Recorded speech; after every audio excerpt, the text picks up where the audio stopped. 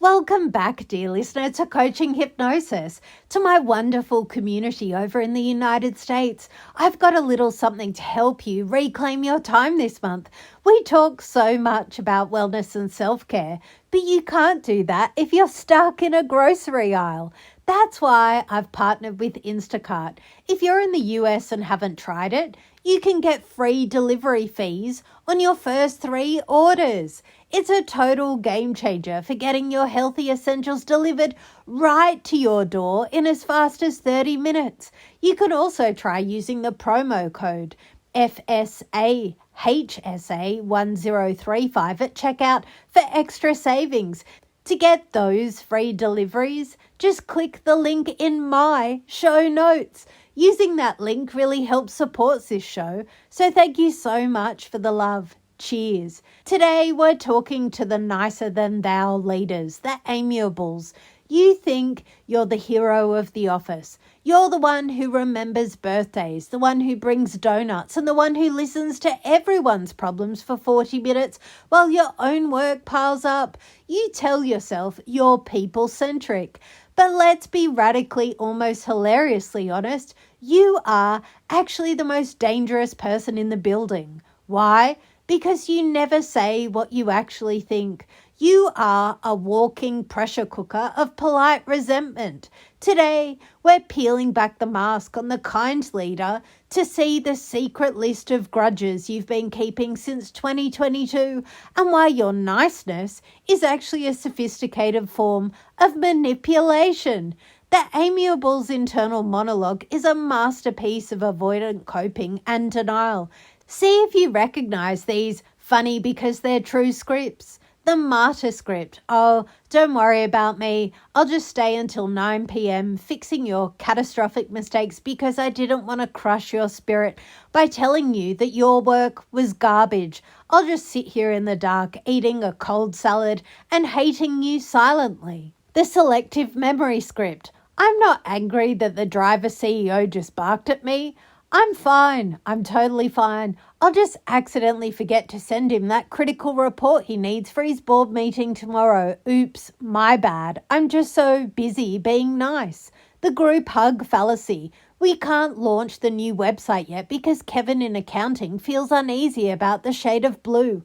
We need 100% consensus, even if it takes 6 months and we lose $200,000 in revenue. Harmony is more important than profit, right?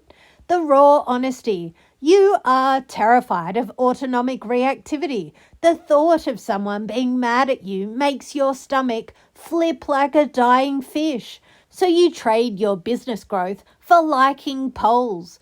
You've created an identification stable as the saint, but saints are terrible at firing underperformers. You're holding the whole company back because you'd rather go bankrupt than be the bad guy. When an amiable is pushed too far, they don't have a confrontation, they have a vibe. You use global communication style to be as vague as possible so no one can hold you to anything. You say things like, maybe we could potentially look at some other options if everyone is comfortable. Translation? I hate this idea, but I'm too scared to say so. Then comes the sense of injustice. You go home and tell your partner, I do everything for that team and they don't even appreciate me. But did you tell them what you needed? No, you expected them to read your mind through your supportive energy. It's almost funny. You're mad at them for not knowing the boundaries that you were too nice to set.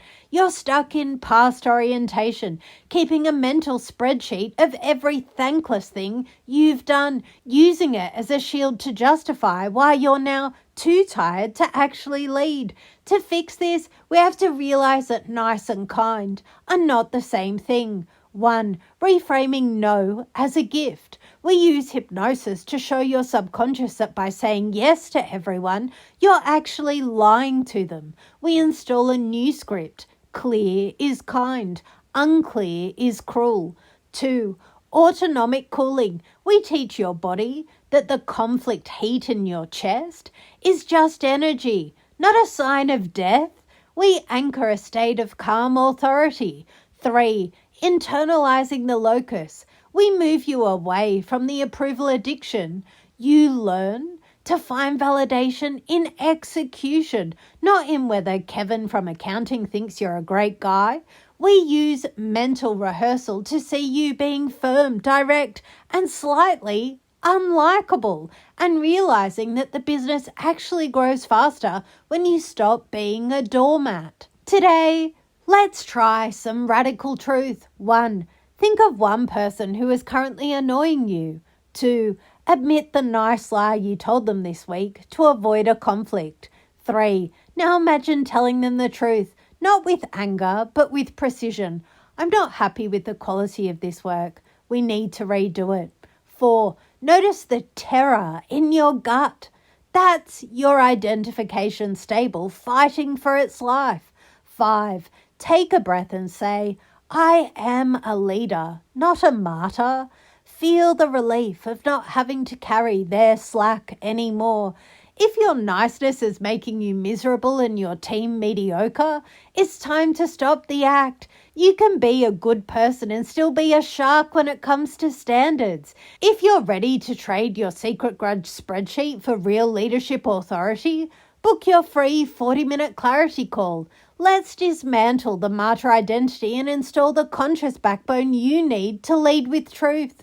Even if Kevin gets his feelings hurt, remember, aligned subconscious plus brutal honesty equals real respect. Thank you for listening today. Align your mind. Stop being nice. Grow your business. Mindfully yours, Julie.